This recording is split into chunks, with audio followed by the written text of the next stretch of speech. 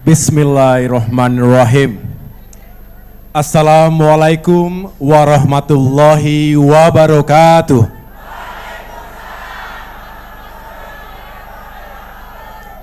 Salam sejahtera untuk kita semua. Shalom. Om Swastiastu. Namo Buddhaya. Salam kebajikan. Alhamdulillah, kita telah memasuki tahun 2024.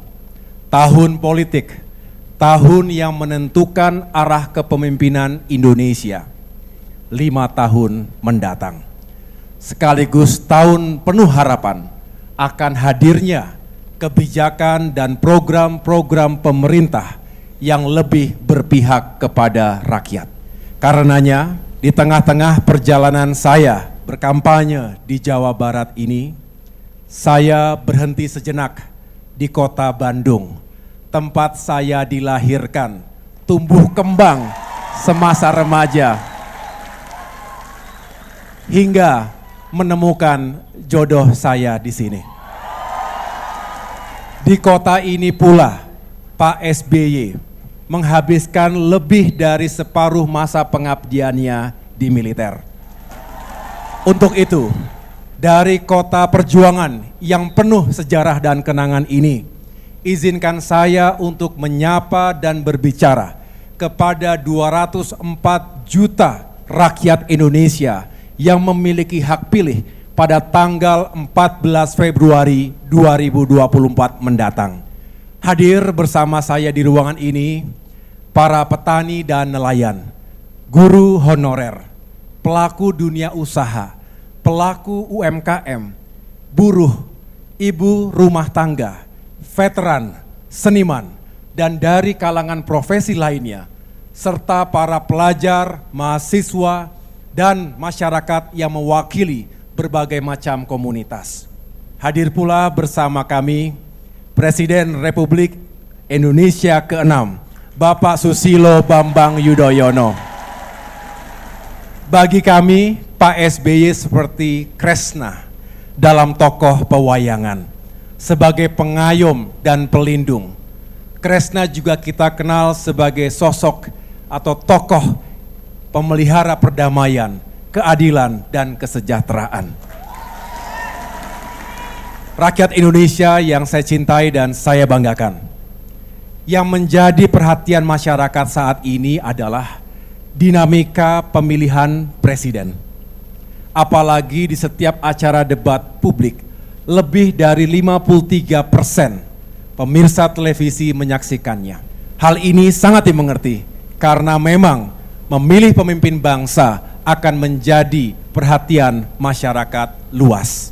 Namun dalam pemilu 2024 ini, di mana Pilpres dan Pileg akan dilaksanakan secara serentak, maka sebagai peserta Pileg, Partai Demokrat tetap memiliki kewajiban dan tanggung jawab politik untuk menyampaikan intisari dari visi, misi, dan pandangan politik kami.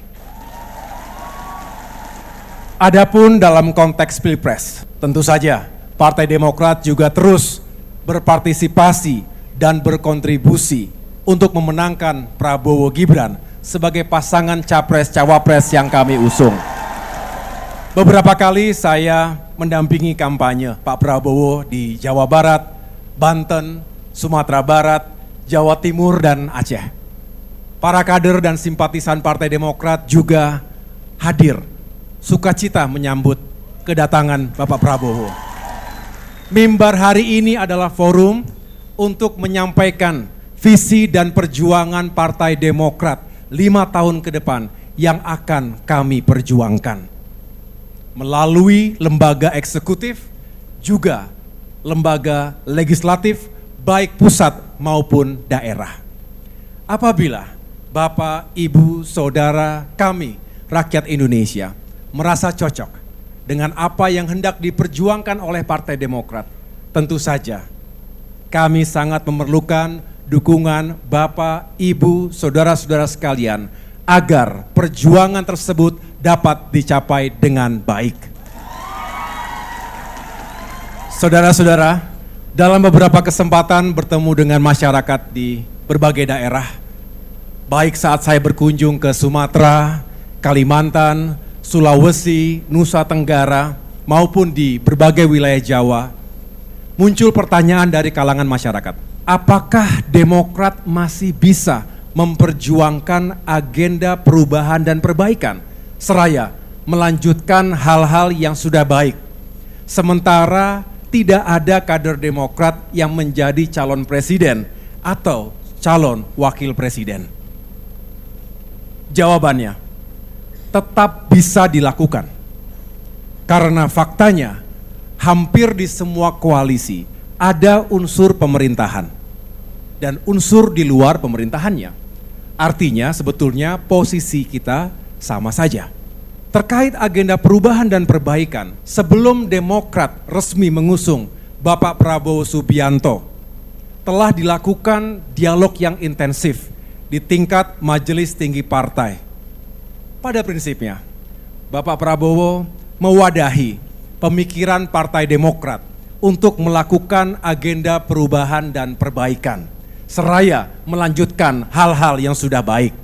Bahkan saya sudah menyampaikan langsung terkait hal ini pada saat deklarasi Bapak Prabowo Subianto sebagai calon presiden di Jakarta, maupun ketika kami melakukan pembekalan bagi seluruh calon anggota legislatif dari Partai Demokrat yang juga dihadiri secara langsung oleh Bapak Prabowo di Madiun, Jawa Timur beberapa saat yang lalu. Untuk itu, pada agenda pidato saya kali ini, saya akan berbicara tentang konsistensi, arah, sikap dan posisi politik serta perjuangan Partai Demokrat dengan tema kesejahteraan untuk semua. Kesejahteraan tidak diartikan secara sempit, hanya berbentuk terpenuhinya kebutuhan rakyat yang bersifat fisik dan material, seperti pekerjaan, penghasilan, dan daya beli. Tapi juga terpenuhinya kebutuhan yang bersifat non-fisik, seperti keamanan, kedamaian, kerukunan, ketentraman, kebebasan, dan juga keadilan. Rakyat Indonesia yang saya cintai dan banggakan, pada berbagai kesempatan bertemu dan berdialog dengan masyarakat, banyak yang mengeluhkan tentang mahalnya harga-harga sembako, langkanya barang-barang bersubsidi, seperti pupuk untuk petani dan solar untuk nelayan. Masyarakat juga banyak yang bercerita tentang beban utang yang melilit kehidupan mereka.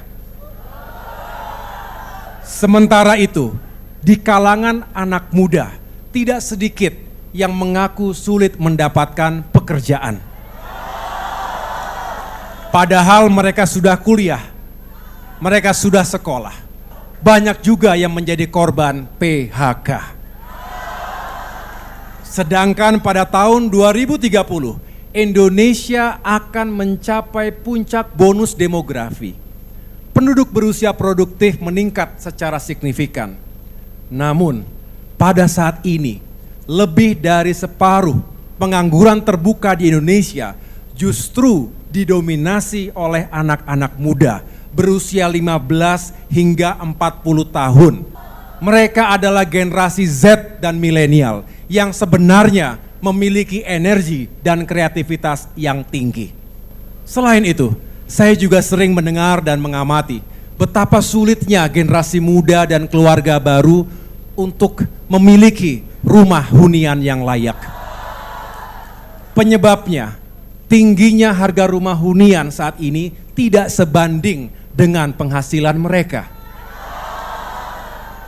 Di sisi lain, ada fenomena di kalangan masyarakat yang semakin merasa takut untuk menyampaikan pendapat. Siapapun yang merasa lebih kuat, ada kecenderungan untuk menekan yang lemah. Tersinggung sedikit, masing-masing pihak saling menuntut dan melaporkan. Situasi ini semakin kompleks dengan maraknya hoax dan ujaran kebencian. Jika kondisi ini dibiarkan, maka akan memecah belah persatuan dan kesatuan bangsa. Sementara itu, bangsa kita yang majemuk ini sangat rentan terhadap perpecahan. Masyarakat yang sejahtera tentu saja menginginkan kebebasan, keadilan, keamanan, kerukunan, kedamaian, dan ketentraman. Untuk mewujudkan kondisi tersebut, itu semua bukan semata-mata hanya menjadi tanggung jawab pemerintahan saja, tetapi juga menjadi tanggung jawab kita semua, kita bersama sebagai sebuah bangsa. Itulah mengapa Partai Demokrat telah memikirkan dan merumuskan secara seksama agenda perubahan dan perbaikan seraya melanjutkan yang sudah baik agar tidak hanya menjadi janji-janji belaka. Sebagai implementasinya, melalui perjuangan Partai Demokrat 5 tahun ke depan, kami akan memperjuangkan 5 agenda besar nasional yang hakikatnya adalah peningkatan serta perbaikan yang diperlukan pada hal-hal sebagai berikut. Pertama, ekonomi dan kesejahteraan rakyat. Kedua, kualitas sumber daya manusia dan lingkungan hidup. Ketiga, kualitas penegakan hukum dan keadilan. Keempat, kehidupan demokrasi dan kebebasan rakyat. Dan kelima, tata kelola pemerintahan. Dari kelima agenda besar tersebut, kami menjabarkan dalam 14 program prioritas Partai Demokrat, yaitu: pertama, meningkatkan kesejahteraan rakyat agar hidupnya makin layak. Kedua, meningkatkan ketersediaan lapangan pekerjaan untuk rakyat, termasuk generasi muda dan kaum perempuan. Ketiga, meningkatkan perlindungan dan bantuan kepada UMKM melalui pelatihan, akses permodalan, dan pemasaran. Keempat, melanjutkan semua program-program pro rakyat era pemerintahan Presiden SBY dan Presiden Jokowi. Kelima, meningkatkan kembali pertumbuhan ekonomi menuju 6% atau lebih. Keenam, menggalakkan dan meningkatkan investasi serta dunia usaha agar tercipta lapangan kerja yang lebih luas serta penerimaan pajak yang lebih besar. 7. Kontrol utang pemerintah dan BUMN agar ekonomi nasional tumbuh lebih sehat. Kedelapan, melanjutkan pembangunan infrastruktur, termasuk infrastruktur di pedesaan. Kesembilan, meningkatkan pembangunan SDM Indonesia melalui pendidikan berkualitas dan terjangkau dari SD hingga perguruan tinggi. Kesepuluh, meningkatkan infrastruktur dan fasilitas kesehatan serta kualitas dan kemudahan pelayanan kesehatan di seluruh tanah air. Kesebelas, menyelamatkan bumi dan lingkungan kita yang makin terancam oleh krisis iklim. 12, menjamin penegakan hukum termasuk pemberantasan korupsi yang dilaksanakan secara adil dan tidak tebang pilih. 13, meningkatkan kualitas kebebasan sipil dan kemerdekaan pers untuk menjaga dan merawat pilar-pilar demokrasi. Dan terakhir, ke-14, menjaga nilai-nilai kesetaraan dan keseimbangan antara lembaga negara sesuai prinsip checks and balances dalam sistem presidensial. Dari 14 program prioritas tersebut, fokus utama kami tentu bagaimana meningkatkan kesejahteraan untuk seluruh rakyat Indonesia. Demokrat akan menjadi garda terdepan dan motor penggerak untuk upaya itu. Orientasi pembangunan yang dianut Partai Demokrat adalah people first. Rakyat tidak boleh susah, harus makin sejahtera. Rakyat tidak boleh susah, harus makin sejahtera. Caranya, kita harus mengejar pertumbuhan ekonomi yang tinggi, 6% atau lebih. Kita harus terus perbaiki iklim investasi untuk menunjang pembangunan. Tentu pembangunan yang tidak harus merusak lingkungan. Selain itu, kita harus mengendalikan utang pemerintah dan BUMN agar ekonomi nasional tumbuh lebih sehat. Ekonomi yang tumbuh tinggi akan membuka lapangan pekerjaan yang semakin luas. Rakyat harus punya penghasilan yang memadai. Dengan begitu, rakyat akan punya daya beli yang tinggi. Kita juga harus memajukan dunia usaha dan investasi, termasuk memperkuat UMKM. Di antaranya dengan memberikan insentif permodalan, memberikan keringanan, serta kebijakan lainnya yang mendukung terciptanya lapangan kerja seluas-luasnya. Jika dunia usaha maju, kaum buruh dan para pekerja juga lebih sejahtera dan tidak dihantui oleh ancaman PHK. Tak lupa, kita perbaiki tata kelola BPJS Ketenagakerjaan dan juga sistem pelayanan dan perlindungan bagi TKI. Selain itu, Partai Demokrat akan memperjuangkan agar harga-harga kebutuhan pokok menjadi lebih murah. Subsidi pupuk untuk para petani, subsidi solar untuk para nelayan juga harus tersedia dan terjangkau. Stop impor pangan saat panen. Kemudian, Partai Demokrat juga akan memperjuangkan agar gaji ASN, guru, tenaga kesehatan, TNI, Polri, perangkat desa, dan pensiunan naik setiap tahun. Sesuaikan gajinya dengan tingkat inflasi. Jangan sampai gaji mereka tekor untuk memenuhi kebutuhan hidup sehari-hari. Dan juga angkat pegawai dan guru honorer menjadi ASN secara bertahap. Rakyat Indonesia yang saya cintai. Sementara itu, untuk meningkatkan kesejahteraan rakyat, kita membutuhkan kualitas sumber daya manusia yang unggul. Untuk itu, kita akan melakukan pembangunan kapasitas dan karakter bangsa yang terintegrasi antara pendidikan formal di sekolah dan pendidikan informal, baik di lingkungan keluarga maupun masyarakat. Kita juga akan meningkatkan akses terhadap pendidikan, baik di kota maupun di desa, untuk menghasilkan SDM yang berpengetahuan dan memiliki keterampilan khusus. Kita lanjutkan beasiswa prestasi, termasuk beasiswa untuk golongan kurang mampu, seperti dana BOS, beasiswa LPDP, bidik misi, beasiswa santri yang sudah ada sejak era pemerintahan Presiden SBY dan kini dilanjutkan oleh pemerintahan Presiden Jokowi. Kita juga akan memperkuat kerjasama antara pemerintah, lembaga pendidikan, dan dunia usaha agar lulusan pendidikan kita lebih mudah terserap lapangan kerja sesuai pengetahuan dan keterampilannya. Bangun lebih banyak infrastruktur dan fasilitas pendidikan, termasuk memperbaiki sekolah, madrasah, dan pesantren-pesantren kita.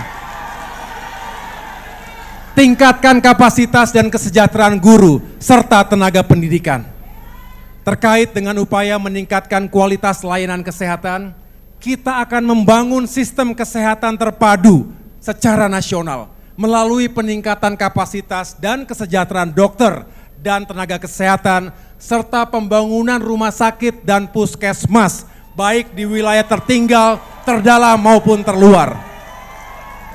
Kita juga akan memperbaiki kualitas layanan dan tata kelola BPJS Kesehatan. Keberadaan BPJS Kesehatan yang telah digagas dan diundangkan sejak era pemerintahan Presiden SBY merupakan wujud keberpihakan negara pada yang lemah. Ketika rakyat miskin sakit, negara hadir untuk memberikan jaminan layanan kesehatan yang layak. Kedepan tidak boleh lagi ada antrian BPJS yang sangat panjang dan melelahkan. Yang tidak kalah penting, kita juga akan terus memperjuangkan anggaran wajib untuk sektor kesehatan minimal 5% dari APBN. Hadirin sekalian, rakyat juga menginginkan pembangunan ekonomi tetap diimbangi dengan terjaganya demokrasi, kebebasan, dan penegakan hukum yang adil. Untuk itu, Partai Demokrat akan memperjuangkan kebebasan sipil dan demokrasi di negeri kita. Demokrat akan menjamin hak rakyat untuk berbicara, berpendapat, dan berpartisipasi dalam kehidupan politik berbangsa secara sah dan konstitusional. Kami juga akan mengawal agar penegakan hukum termasuk pemberantasan korupsi berjalan seadil-adilnya dan tidak tebang pilih. Hadirin sekalian, rakyat Indonesia yang saya hormati. Kami mengerti keadaan Indonesia saat ini, termasuk keadaan ekonomi, khususnya kemampuan fiskal dan keuangan negara. Karenanya, 14 program prioritas Partai Demokrat yang saya sampaikan tadi, kami yakini bisa dilaksanakan dan dicapai sesuai dengan target dan sasaran. Karena menurut kalkulasi kami, semua masih dalam batas kemampuan keuangan dan anggaran negara. Selain itu, hampir semua program-program tadi sudah pernah dilakukan oleh Presiden SBY dengan hasil yang nyata. Baik itu capaian ekonomi maupun capaian peningkatan kesejahteraan rakyat yang sudah terbukti hasilnya. Alhamdulillah, di era pemerintahan Presiden SBY, ekonomi Indonesia tumbuh rata-rata 6%.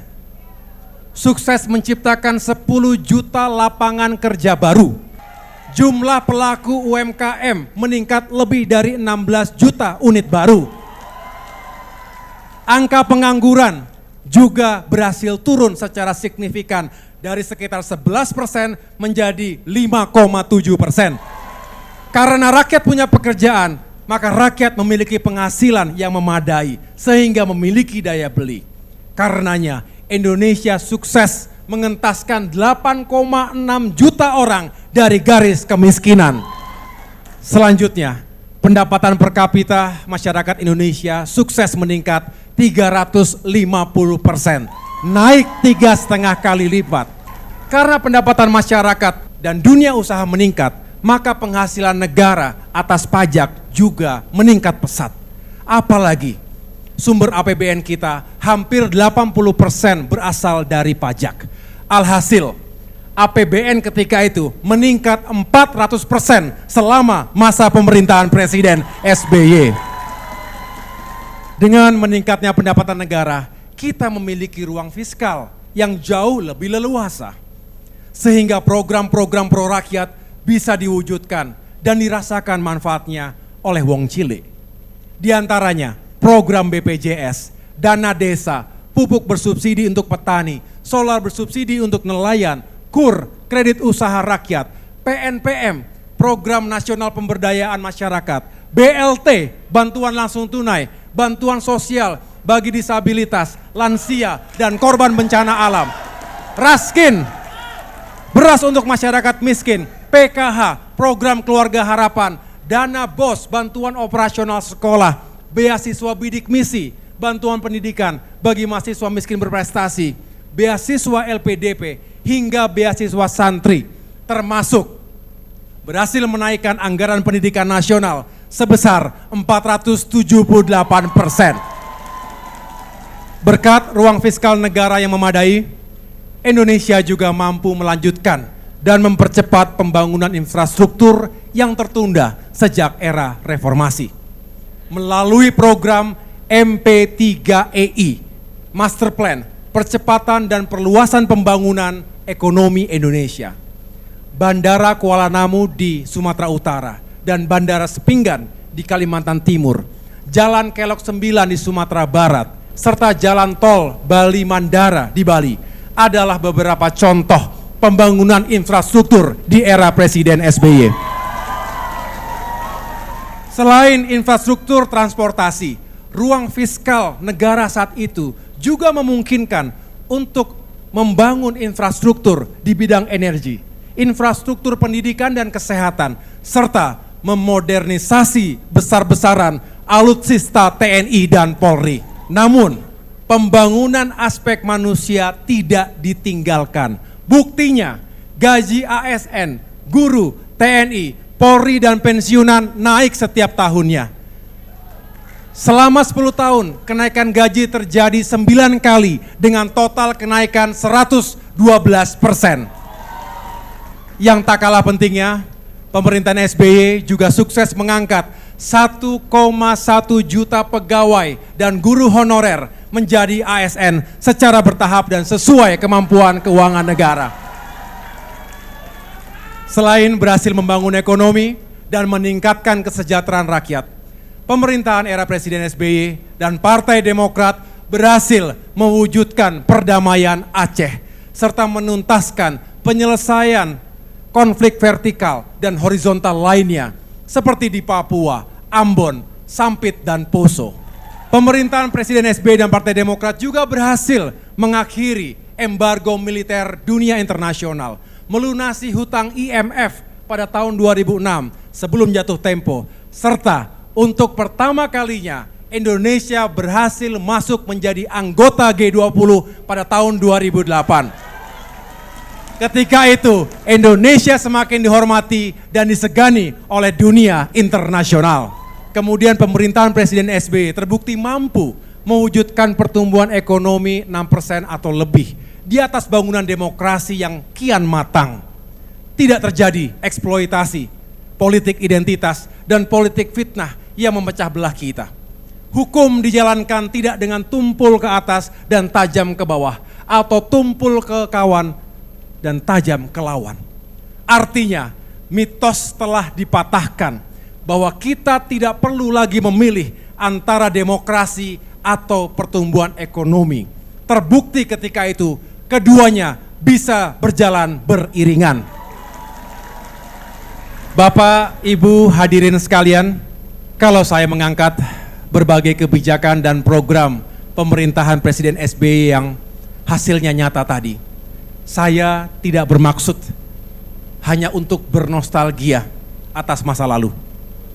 Tujuan saya adalah 14 agenda perjuangan Demokrat ini bukan sesuatu yang ngawang-ngawang atau hanya lamunan, tetapi pernah dilakukan di masa lalu.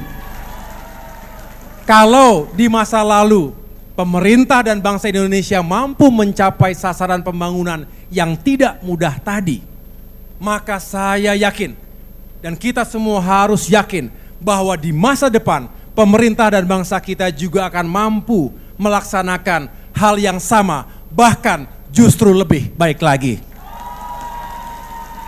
Rakyat Indonesia yang saya cintai dan banggakan, setelah kami menjelaskan bahwa agenda kesinambungan, perubahan dan perbaikan tetap dapat dilakukan pada posisi Partai Demokrat di koalisi Indonesia Maju saat ini, maka kami berharap masyarakat Indonesia bisa mengetahui konsistensi Demokrat dalam memperjuangkan kehidupan rakyat yang lebih baik.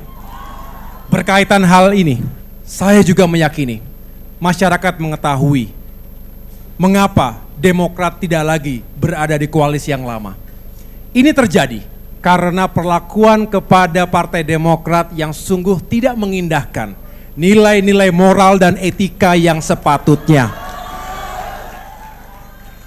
Kami memohon masyarakat dapat memahami situasi Partai Demokrat yang sangat tidak mudah waktu itu. Tetapi saya tidak ingin melihat ke belakang. Kami ingin melihat ke depan karena agenda perjuangan kami, perubahan dan perbaikan, serta melanjutkan hal-hal yang sudah baik tetap dapat kami lakukan di tempat kami yang baru saat ini.